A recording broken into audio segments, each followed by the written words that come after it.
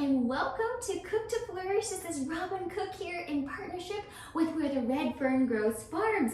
And I am so excited to share with you a recipe for superfood pasta. Because you know, every now and then you just gotta have some pasta, right?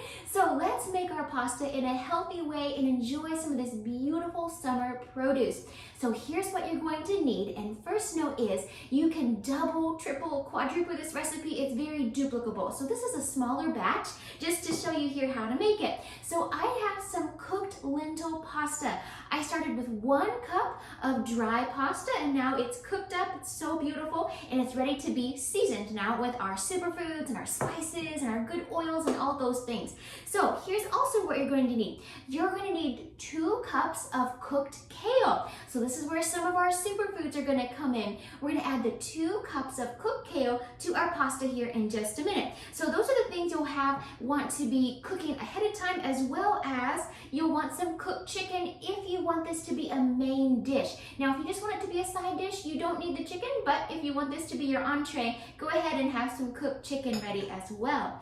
So let's go ahead and jazz up our pasta here. So I'm going to use some Basil infused extra virgin olive oil. So I'm going to just drizzle this onto our pasta here. And now that's going to be our edible canvas ready to be decorated with these beautiful superfoods and seasonings. So then on top of that, I have some salt, pepper, some dried oregano, and some garlic powder. Now, if you wanted to go all out and do fresh garlic or roasted garlic and fresh oregano or any other fresh herbs that you love, go ahead and put that in there. You don't have to use dried. Now next, I'm going to add some sliced green olives. Now, if you're not an olive fan, you can leave them out. Or if you like black olives or Kalamata olives, feel free to use those instead. So I'm just going to drizzle those on top of there. And then next is some fresh basil. And I love basil. The flavor of it reminds me of summer, but it has great anti-inflammatory compounds, and it's also a great antioxidant too. So we're gonna put in some basil, and if you want to have some extra basil ready, we can have this and garnish it on top, because garnishes are just so fun, aren't they? Now let's also add in some chopped cherry tomatoes. I have quartered these. They're just so beautiful and flavorful. It's just amazing. Now let's go ahead and give this a quick little stir. Uh-oh, pasta. There we go. So make sure you have a big enough bowl to stir everything in. Then we're also going to add our kale. So we have our cooked kale. So we have some wonderful nutrients and antioxidants in our kale. And it's beautiful and in season.